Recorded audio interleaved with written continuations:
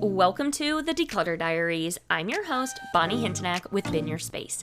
Today, I have the privilege of interviewing Dana K. White, the author of Jesus Doesn't Care About Your Messy House, He Cares About Your Heart. Let's get started. Well, it's so nice to officially meet you and talk with you. So nice to meet you. I have been reading your books and I've just been so excited to have this conversation with you, especially connecting decluttering and the mental health piece, but with the spiritual aspect as well. So tell me a little bit about your newest book, Jesus Doesn't Care About Your Messy House, He Cares About Your Heart. What is your favorite part about how it's coming out? It's been really fun to see, people's reaction. It's been interesting because my favorite comments are the ones reviews and stuff where people will say somebody says something along the lines of, I picked this book up and I was like, it can't actually be about a messy house. And then I was like, oh no, it really is. or the people who say things like, surely this is, basically just thinking, surely this title doesn't mean what it says. Right. And then, oh no, I totally mean what it says. It's very important to me to get that across, which is the reason I wanted it to be the title, right? It was really important to me to be very clear, partly because my audience is not made up of Christians. Mm-hmm. I have Christians who follow me for sure, but it is not how I've built my business. And so I am not a bait and switch kind of a person, Yeah. And I didn't want my other books to include spiritual content because God had been so clear in showing me, Dana, this is not a spiritual failure, right? This is a thing to tackle, but let's don't mix in spiritual inspiration, which then somehow backfires for the person who struggles and makes me feel like, oh, okay, now I not only struggle, but I've also failed as a Christian, right? So that was the reason I didn't put that in the first three books. And that's the reason I wanted to tackle that head on in this book and be very clear. Jesus is in the title. There's, if you don't want to hear about Jesus, don't get this book, right? But it makes so much sense. It does tie in, but I think, people sometimes take it the wrong way. I know you've mentioned about the cleanliness is not next to godliness. And I cannot wait to dig into that a little bit. So, yeah, I mean, even just having conversations with my clients about Jesus and it comes naturally, but it isn't this thing that's always connected. And I love it. When I saw the title, I was like, I have to get that book immediately. I love it. Yeah. I mean, so the reality is that I believe that someone who says the phrase to someone whose home is a mess, right? Mm-hmm. And they know that person is a Christian, if they say cleanliness is next to godliness to someone, I'm going to just say that they probably are trying to be helpful. The intention is to help. The intention is to help. And I think that phrase has come out of a lot of moms' mouths, right? Because I know with my kids, when we talk about how Jesus actually feels about something, that is so much more effective than how I feel about it, right? So that I get the desire to be helpful because as moms, yes, of course, we want to teach our kids how to get our house, how to have their space under control and all that. It's very important stuff. And so somebody says that wanting to be helpful. And for some people, they do view that as helpful. Okay, I just needed a little bit of inspiration and now I'm good because this thing is already somewhat natural for me, or at least is not a huge struggle. But for the person like I was, who had tried and prayed hours on my knees, God, please cure me of this struggle that I have because I cannot seem to do this thing, even though I think I'm doing what other people are doing. I think I'm doing it, and yet it just doesn't seem to actually work for me.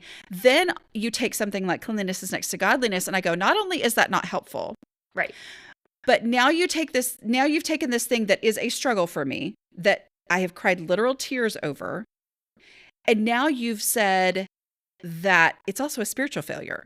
So now I not only am frustrated with my home, now I feel like, oh, I must not love God the way that I thought I did, or maybe he doesn't love me the way that I thought. So it adds all these things in, and just the Yeah. reality of cleanliness is next to godliness.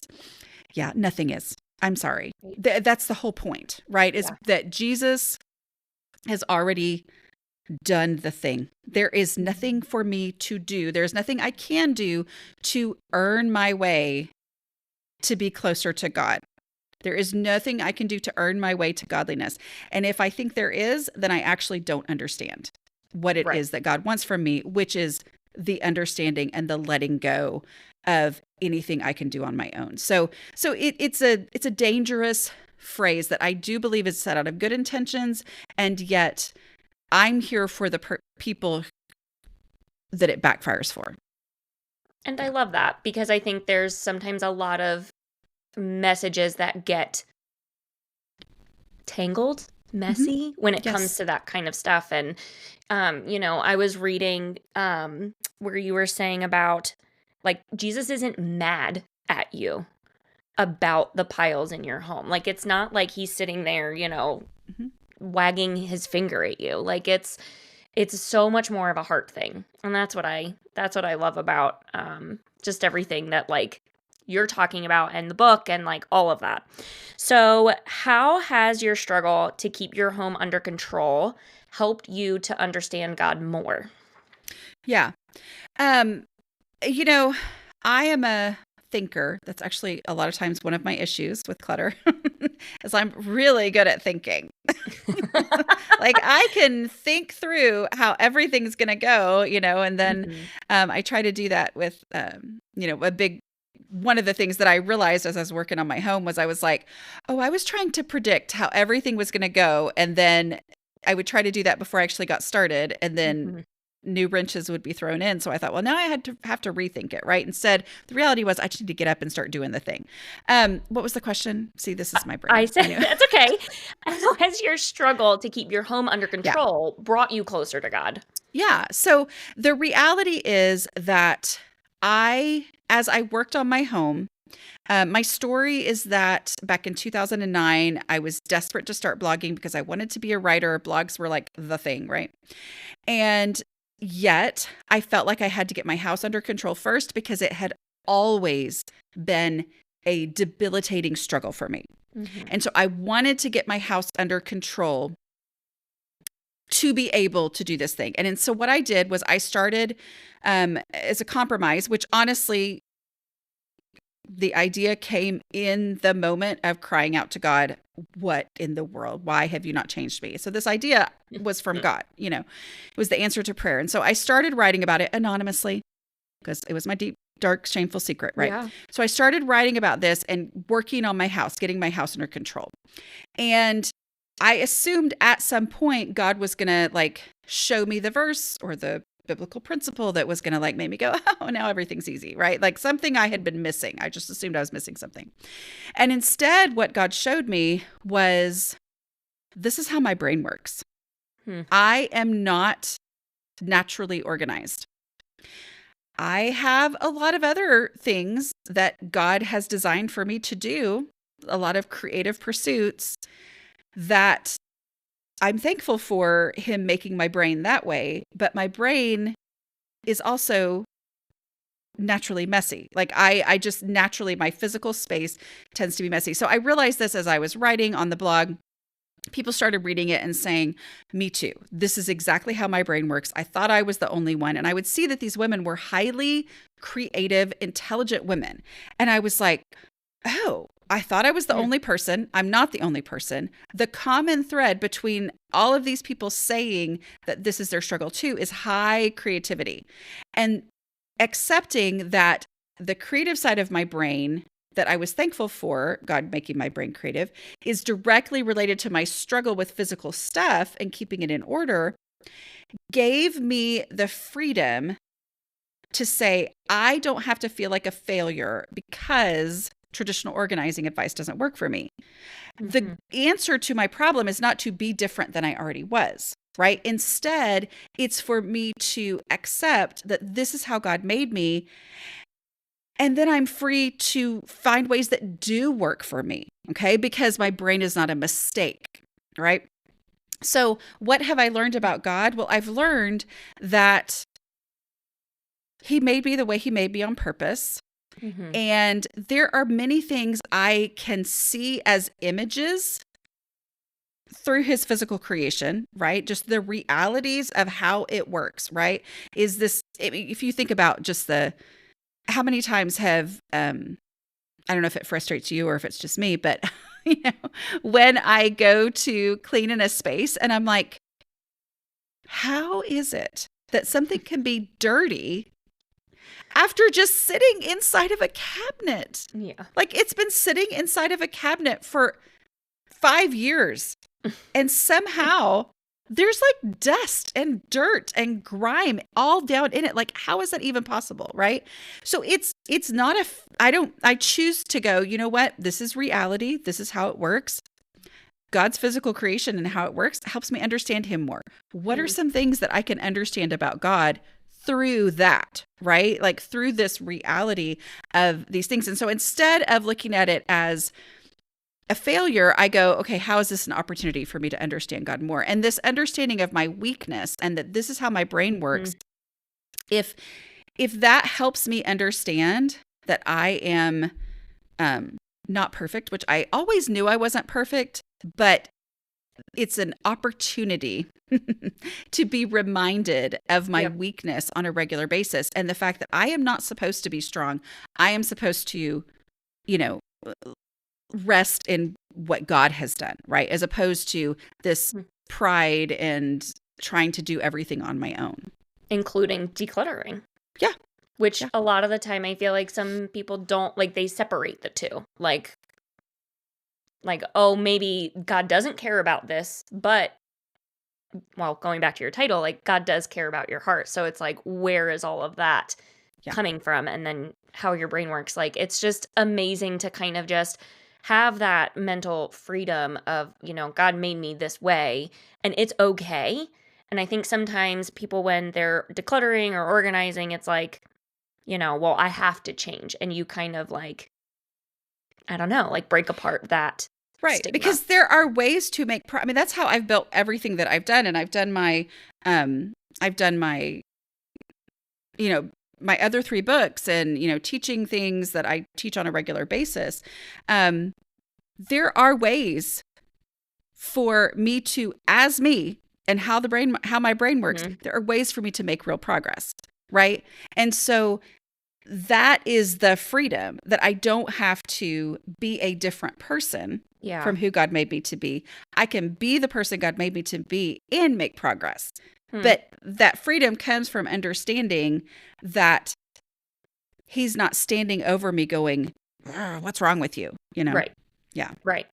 And kind of going back a little bit, but I know that something that's really big is, social media. And I'm Hmm. guilty of this, Hmm. as I make content for my business Hmm. and everything, but I do make quick tips or hacks or Hmm. something, but I've always been someone who I want to be authentic. I want someone to be able to look at my Instagram or Facebook and be like, "Wow, I can do that." Hmm. But it's like it sometimes it's like watching something that quickly, who are struggling are still left feeling that aloneness. Yeah. Yeah, I think it's tough, but I would say, you have a podcast. Podcast is a Mhm. beautiful long form way to have the real conversation. Yeah. And maybe the tip is the introduction into that conversation. So I'm not anti-tip, but Yeah. I am anti acting like a tip is going to change your life. Do you Yes. know what I mean? Or acting like, oh, you know what? If you will just do this one thing, then that's it. Like, okay, problem solved, Right. Like, right? yeah, Yeah, everything will be fine. right. And that's the thing is that conversation, that's, if we're talking about, spiritual wise, that's discipleship, right? Is long term conversation. You still have to bring it up. And the Yeah. tip is a way to bring that up. But that long term, like, okay, how does this play out in real life? Right. How does it actually work on a long, ongoing basis? So one of the examples, it is a truth that if you will squeegee your glass shower Every single time you use it, it will never get gross, right? I have a shower, and I mean, we squeegee that thing like, I mean, it's a deal. Like my husband, if he takes a shower and I'm not going to take my shower for 2 more hours, we both have to squeegee it. Like because if you let it go even one single time, it's going to have those water spots, and then it's going to have to Right. be scrubbed and cleaned, right? And so it is a tip that if you will do that every time. But the reality is, I only know this and am passionate about it because I used to have the shower in our old house where I didn't do that every time. And therefore, it got soap scum on it so bad that it required me to, scrape it off. Like it wasn't even something that any kind of a spray thing could do. Like that's what I was dealing with when I started. And so at that point in my life, this tip was not helpful in the least. Right? Like it was not. And so if we're not acknowledging where somebody actually is and say, this is a tip, but let's all be honest, you may be in a situation where this tip is absolutely not going to be helpful for you. Right. Yeah. And that makes sense. It's the tip that leads into the conversation Yes. further. So yeah, that makes total sense. Yeah. I think that's the thing that's one of the things with this book specifically is, when people try to be helpful by giving, oh, just do this, and that's, and it's like, oh, there's no just in the situation that somebody might be dealing with, because I'm here for the person who is completely overwhelmed. So I train decluttering coaches. And one of our things is we don't use the word just, even though there are some things where that is what you have to do is just do it. We don't use the word just because there's always more layers to the story, right? And oversimplifying something is just do this. It's right. like, it just, you can't it causes more problems. Right. You can't just do that one thing. Right. One thing I do want to talk about, though, is the shame aspect when it comes to decluttering and just having clutter, because I've run into clients who, they want help with decluttering. And then it's like, it's hard to make that next step. And I'm always honored when someone does allow me into their home, or I even do virtual sessions. So it's like, even me just being in that space, it's like such an honor because I know the shame is so paralyzing. Yeah. Yeah. I mean, but shame is not motivating, right? Yeah. So the first thing to understand is that if you're trying to help someone else, shame is not helpful. Right. And so that, because I appreciate so much you saying that and understanding that when you're helping people, because I have heard so many horror stories from people who someone came in to help them and all it did was cause them to completely shut down. Yeah. Because it was done in a way where they were trying to use shame as motivation, and it's not motivating, right? So like I have my 5-step decluttering process, which is all based on their real life, real actual situation that they're in, which then builds that trust, which allows them to make progress without feeling shame. Yeah. Yeah. And I love that your steps are they're practical. They're easy to implement. And it's like, nope, go back to this first thing and like start there again. And like it is made for real life, because I think, again, pulling in the social media part, it like you look on social media and it's like, that looks great, but I don't know how to do that. So it's like exactly making it realistic is great. Yeah. So I also wanted to talk about the Proverbs 31 woman, because this is just thrown around a lot of the time. But then when it comes to decluttering and organizing, it's like having a perfect home or like a cleanly home. So why do you think people assume that those two things go together? Yeah, I think it's that she's very productive. She's very driven. She's somebody that people look to for help. She takes care of her family. And it's mentioned, I think, more than once in there that she is not lazy, right? And there is an assumption which I'm here to refute, but there is an assumption that the only actual reason for a messy house is laziness. And that is not at all the truth at I all. agree with you. And so therefore because we cannot argue with the fact that she's not lazy, there are a lot of women who are scared to even read that chapter of the Bible because they feel like it's only going to make them feel guilty, because they're like, I am exhausted doing so many things, and yet my house is a total disaster. I just can't even imagine doing that too, right? And so that's one of the reasons why I refuted that chapter, because that's the one that gets thrown around so much when you assume that, when you're talking about this subject of your house. And it does not mention her house, the state of her home, the cleanliness, the tidiness, the organization. Nothing even like around that subject is in there. And the women when I speak and I see people's eyes tearing up, like I see them going, and I hear from people all the time. They're like, it's like you're inside my head, and their eyes are filling with tears. Those are the same women who remind me so much of the Proverbs 31 women.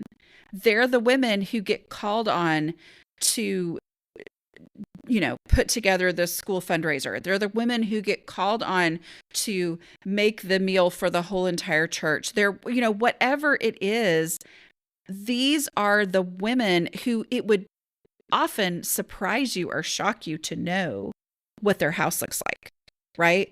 Because they are the women who remind you so much of the Proverbs 31 women, and yet they're struggling with their physical things. That was one of the reasons it was such a source of shame for me that my house, which anyway, was such a source of shame.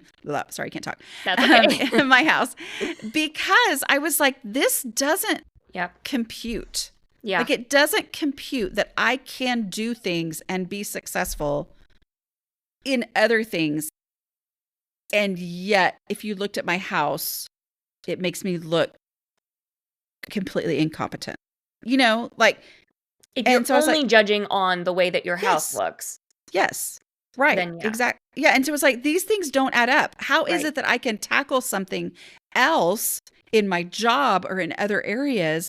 And yet I would try to take those same processes that I was able to do successfully in other things and apply them to my house, and it didn't work, Yeah. And so I was like, what is it? Why can't I do this thing that seems like it's supposed to be so easy for everybody else? And I think that's the assumption too, is that if you are a stay-at-home mom or you are in charge of like the household and cleaning, like you should be able to just naturally organize and declutter. And that isn't true also.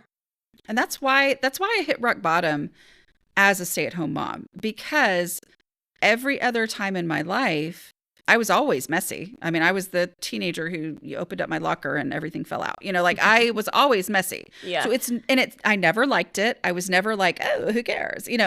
But I didn't worry about it because I was like, oh, I just assumed that at the next phase of life, it was going to be easy for me. Once I actually live on my own, then that's when I'll, okay. I totally assumed once I got married that it would not be hard anymore, which is funny to think about in the past, Yeah.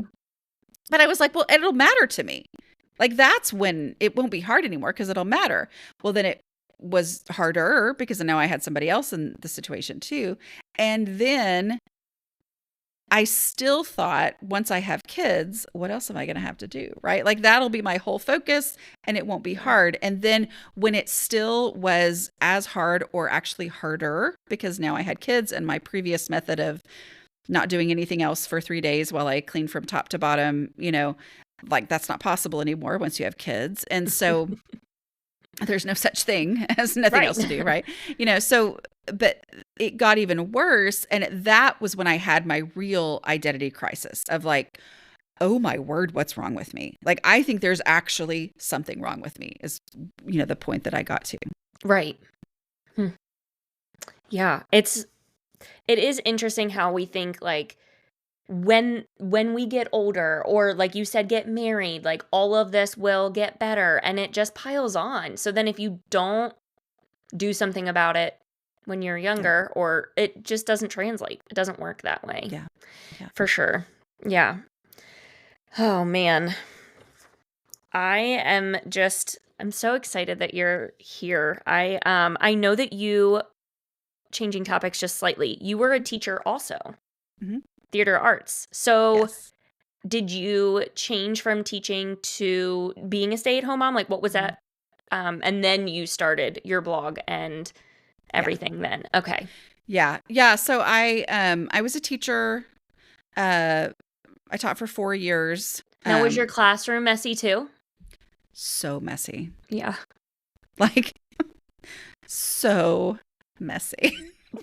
um Actually, so I was a theater arts teacher, so I had an office. So I could keep the classroom itself okay. But my office was like, oh, it was so bad. Like it was so bad. So I had these it used to be the choir room, and then Oh. they had moved choir somewhere else. And so it was a big room, and it had these slots for everybody's choir music. And so I think I only had, probably because I was theater arts, and so they were like, oh, we'll just get you one set of books to use during class, right? Instead of all 7 periods. And so I had the books in the choir slots, and then I would tell the kids go get them. And some boys, because I taught junior high, so you know how that goes, right? Yes. Um, I did not even notice that, and I have no idea how long it had been, because I would mostly teach, other stuff, and we weren't in the textbook all the time, right?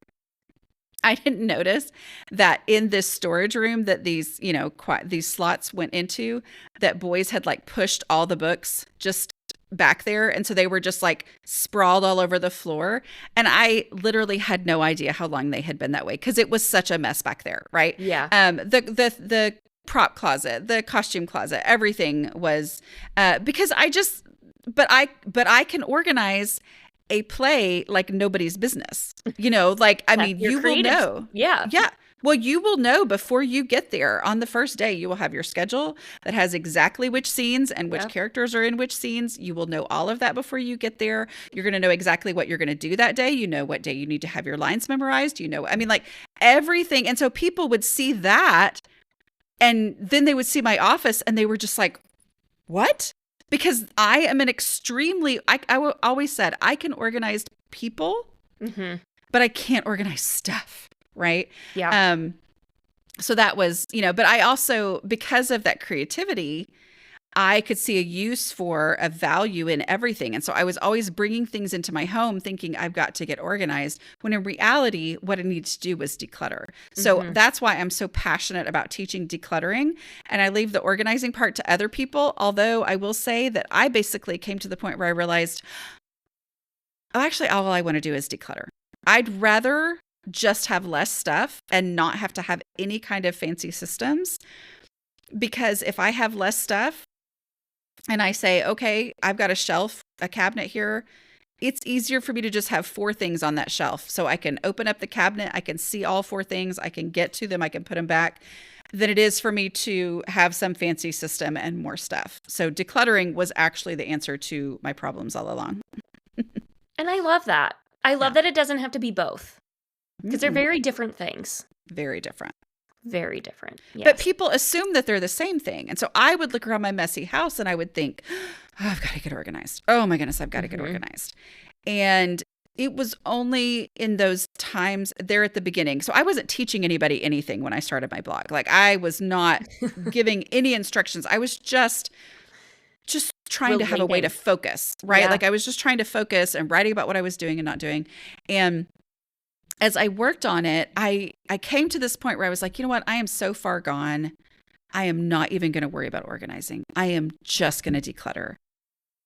And that was the most pivotal moment. I didn't know it at the time. I thought I was giving up, or I was, like kind of just not doing everything I should do. But I was Mhm. like, I'm just going to declutter for right now.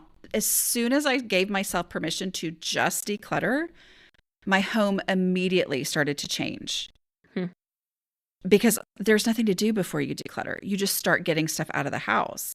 Where Right. always before I thought I need to get organized. And so I was like planning and buying Mhm. products, and instead just getting things out of the house, like everything that left made my house just a little bit easier for me to keep under control.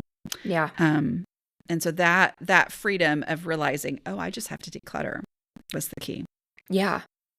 Yeah. I mean, it's amazing that like your space can kind of reflect what your heart is going through, I feel like, of like if you are and maybe just like your feelings, like if you're feeling overwhelmed and stressed, you're not going to be able to really even start decluttering because that's a lot too. It's like, I don't know, like your space sometimes does tell the story of your stress, but it doesn't define you.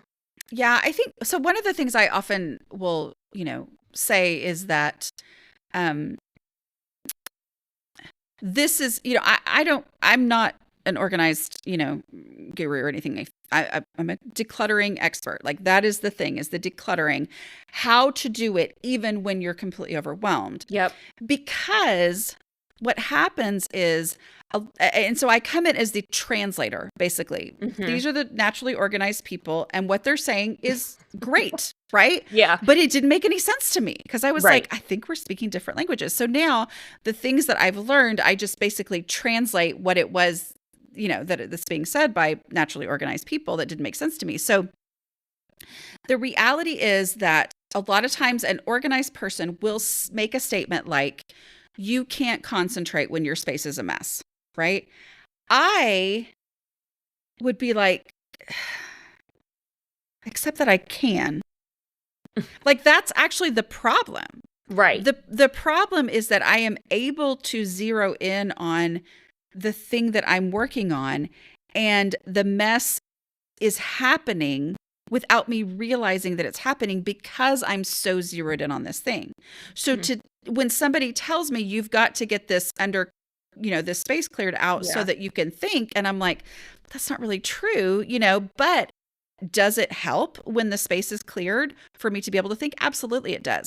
But it doesn't keep me from being able to do that. But the problem is the mess would build until all of a sudden it was so overwhelming that by the time I saw it and noticed this mess, it was already at this point where I'm like shutting down from the feeling of being overwhelmed, right? Right. So that's where I come in, is like, how do you declutter when you are completely shut down? And because Yeah. that was when I would actually see the clutter Right. and realize, I always say I can't see incremental mess. I don't see it happening. Yeah. I just see perfectly clean or overwhelmingly messy. Yeah. Hmm. Yeah. That's a really good way to put that. It's like, yeah, I can actually function when everything is a mess. But And I don't things. like it that way. I don't want Right. it that way. But it, to say that that's the motivation is you can't function until it's Right. clean. It's like, well, that's not actually true. So then, Right. we're Then not really nobody would be speaking the doing same anything language. ever. Right. Right. Right. Yeah. Yeah. Yeah. So sorry. I wanted You're to fine. make You're fine. sure I was looking at some of the questions that I had. We earlier talked about weakness being a gift from God, and I know we touched on it, but I hadn't really like given that a thought in a way of in aspect of decluttering. Like whatever that is, whatever your struggle is, that pain or whatever it is bringing you close to the Lord, but I have never connected it to the struggle with clutter. Mhm. So how do you go about like tackling that? Yeah, I think it's it gives me the freedom Mhm. to go, this is not, the fact that I struggle with clutter is not the end of the story. Okay? The goal is, the answer is not to not struggle with clutter anymore, right? The answer is, I've got a solution now because I have this, my process that I can work through to get through the clutter.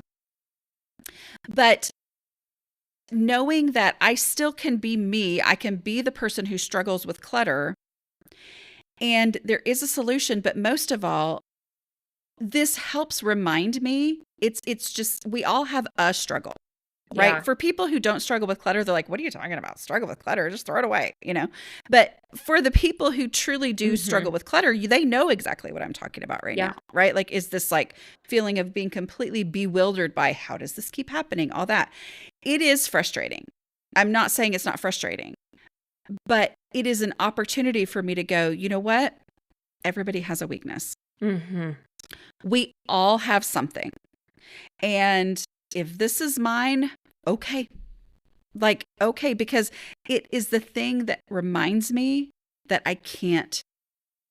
I'm not perfect, right? Like Yeah. that we all have something that is unconquerable for us because we're supposed to. We're supposed to not be perfect because we need God's grace, Right. right? Like thinking that I'm perfect, thinking that I can work until I'm perfect is actually the thing that's going to keep me from a relationship with God. And so I need to understand and accept that this weakness, if it serves as a way for me to put my faith in God instead of in what I can do, then that's a gift ultimately, which Hmm. helps me reframe things, which helps take the shame away.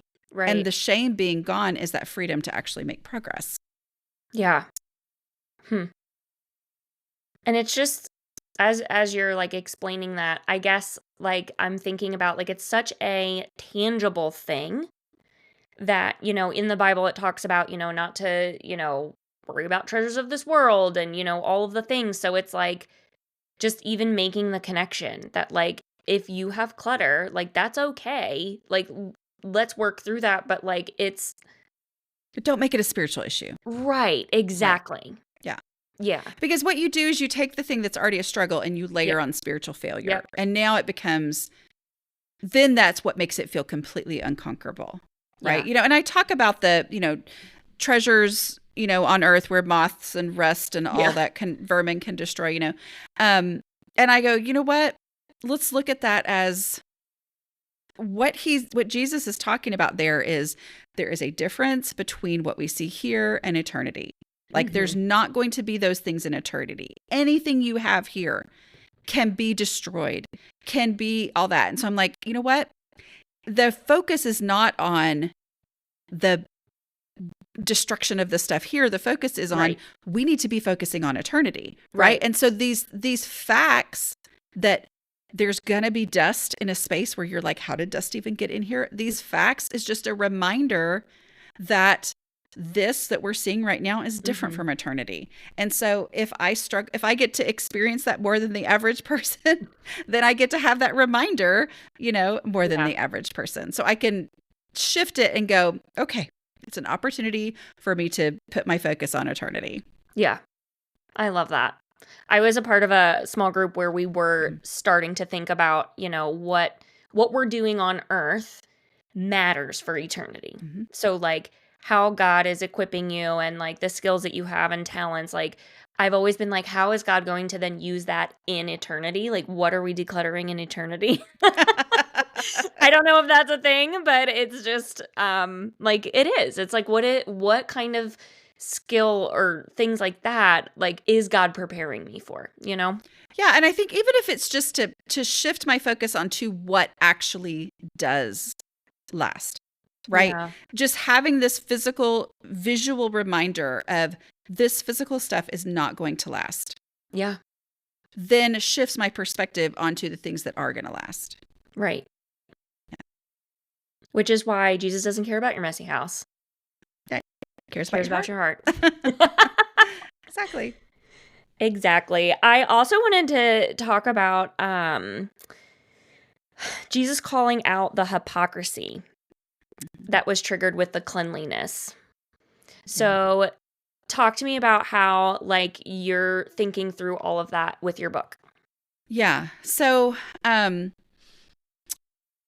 it's in Matthew, Mark, and Luke. There's the story. Matthew and Mark goes into more detail than Luke does, but there's the, I had heard that, Jesus really calling out the religious leaders for their focus on traditions over truth and, like confusing people with their over focus on traditions. But I did not realize until I was reading all the way through from beginning to end of the whole Bible, that the situation that triggers that first time that really just Jesus gives it to him. He's like, listen, I'm not messing around. Like, he said a lot of things before that, but he's like, I'm getting down to it. You are causing major problems here, right, by, focusing on traditions over truth. And the thing that triggers that is their criticism over his disciples eating without washing their hands first. Now, to be clear, you should wash your hands before you eat, right? Like, that is pretty gross to not. right. But that's actually the point. And I think that's the reason that this issue of cleanliness is the issue that was used, because it is a good thing. God created us to need to wash our hands before we eat. Like, that's all part of it. It is absolutely true that cleanliness is a great thing. And yet, don't make it a spiritual issue. Right. And that's the reason, is that distinction is what's important. Right. And that's one of the reasons why I'm in a unique position to write this book, because nobody can accuse me of saying that it's not important to have your house under control, because that's what I've built my entire career on, is teaching people how to get their house under control. I already know that they want that thing. I'm not here to convince anybody of that, because I know how much I wanted it, but just didn't know how to do it. So I'm here to teach people how to do that. And so that distinction is really important. Like, don't take this thing that is a very good thing and turn it into a spiritual failure or a spiritual issue. Because he says at the end of his, really letting him have it over this, saying, you focus on the wrong things. You're focused on the wrong things. You are confusing people by being focused on the wrong things. He said, you weigh people down with burdens they cannot carry, meaning you're adding things too. Like, you're just adding extra things of, oh, well, if you really love God, then you'll do this and you'll do this. And you're adding things to that, and you won't lift a finger to help them. Yeah. Which is the thing that I see in so many people who I'm going to say they probably are thinking that they're being helpful when they give trite little, oh, well, if you had more faith, you wouldn't have so much clutter or whatever. I mean, like, people say that kind of stuff, and it is not helpful. You are now you're weighing them down with another burden, because you're saying, you already have this clutter, and now let me tell you that you're also failing Jesus. Right. And you're not actually helping them. That phrase is not helpful to the person. All it does is weigh them down with more burdens. And so that's why I think it's so beautiful, and I'm thankful, because I'm like, did you write that for me to write this book? But I do think that it is such a perfect example, because you cannot argue that it's not a good thing. But we have to have the conversation about whether it's a spiritual thing or not, right? Yeah. So then what do you think is helpful in situations where there's clutter and Jesus at the same time? Yeah. Like, what would be helpful? Acknowledging that it's a legitimate issue, right? I think that's one of the things that's so hard for the person who does not struggle with clutter, is they're like, what's the big deal? Like, why can't you just throw away trash? Why, my 5-step process starts with trash. And there are people who are horrified that anybody would need to be told to throw away trash. Yep. Like, I hear that from people. They're like, who needs to be told? That's awful that you would need to be told to start with trash. And I'm like, well, guess what I'm going to do now? Because you said that. Tell people even harder, right? Because because the reality is that, of course, I know that trash is trash, but for some reason I'm so overwhelmed with things that I don't know where to start. So being told, you can start with the trash. Oh, I could start the trash. Okay, I can do that, right? So it's giving actual practical, Yep. real steps. So let's take the shame away by saying, this is how Jesus sees you. When he looks at you, he sees what he has done for you. Like anything that you're attempting to do is like filthy rags. Like it doesn't matter. Right. It's only what Jesus has already done for you. Yeah. So let's look at it that way, but then know that there's actual help for this issue. You're not being left to, to just be like, oh, well, if you had more faith, you wouldn't have clutter. No, we have real steps. Here's the real steps to go through. And so acknowledging that it's a real problem, acknowledging how Jesus actually views them, and then giving real practical steps, which is what my life's mission is to meet people's needs on this issue in a way that was not met for me. I could not find what it was that I needed, which is a lot of explanation. And sometimes people are like, I can't believe you're still explaining these things. And I'm like, well, I just do it because I know that's what people need. Right. You're not the only one. Yeah.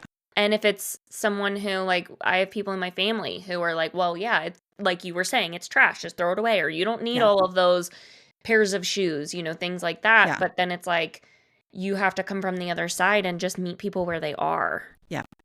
Yeah. Exactly.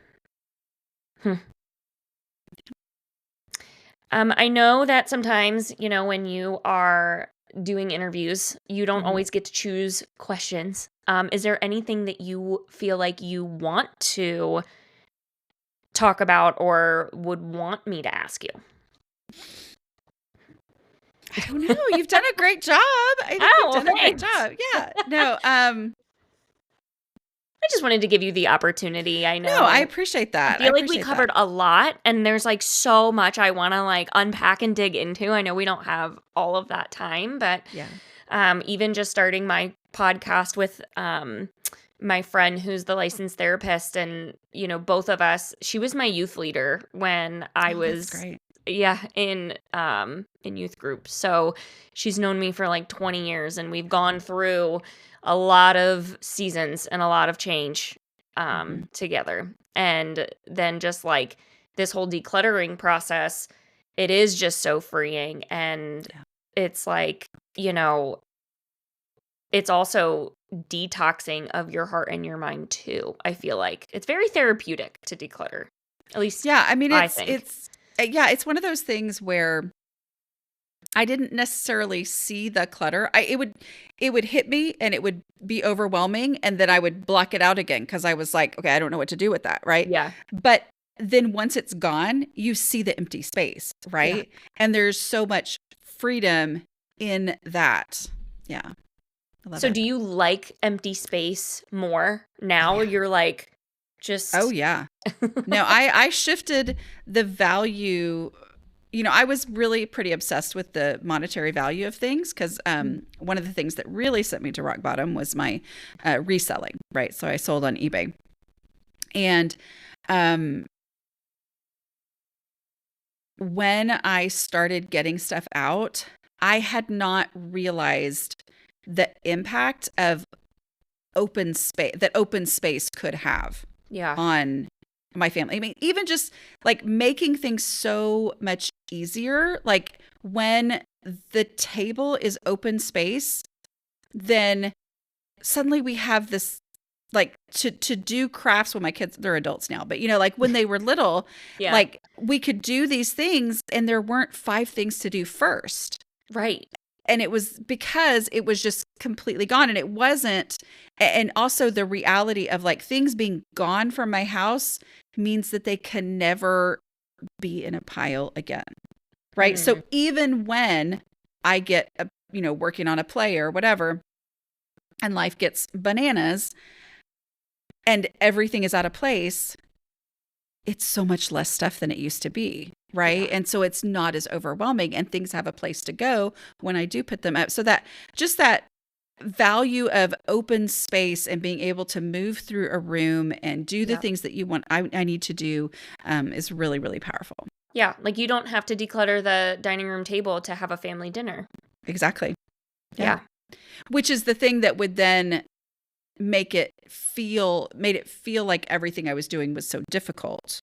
Right. Yeah. Because it wasn't ever just doing family dinner. It was dealing with the backlog of stuff before I did. Yeah, exactly. The, I just slipped my mind what you call it. The, procrasticlutter. Yeah. That's like my new Exactly. favorite term. I like say it all Yeah. the time. I'm like, Yeah. my husband leaves something on the counter. I'm like, that's procrasticlutter. You have to deal with that. Yep. Exactly. And I like pile all his procrasticlutter together. Like, here, this is for you. Yeah. Yeah. Well, thank you so much for your time and just being on my Declutter Diaries podcast. I'm so excited to like have you. I was so nervous before you like came in. I'm like, oh my goodness, like praying and like, putting the dog out of the room so he doesn't bark, but he's been fine. So. Oh, well, I'm surprised mine haven't barked. So I'm in a barn, basically out in the middle of a field. It's my office. So if the cows show up, the dogs can't help it. They have to bark. What kind of dog do you have? I have a little bitty runt, not runt, but like mutt. Yeah. Yeah. And then I have a German Shepherd. So. Oh, fun. Yeah. We have a Bernese Mountain Dog, so. I love my German Shepherd, but I don't recommend German Shepherds for anybody who's not like a majorly experienced, more experienced than we were dog owner. Really? They're very smart. And sometimes that's, yeah. She's the great family dog, but she doesn't like anybody but our family. So it's hard. But so she spends if other people are here, she has to be put up, Awesome. Well, thank you again for your time and for being on my podcast. And I cannot wait to finish reading your new book. And yeah, I hope you have a great day. Thanks so much for having me on. This was really fun. Yeah, it was fun. Thank you for tuning in to the Declutter Diaries. We hope you found this episode helpful and inspiring. Don't forget to subscribe, like, and share this episode. Join our community, Bin Your Space, on Instagram and Facebook for more decluttering tips and inspiration.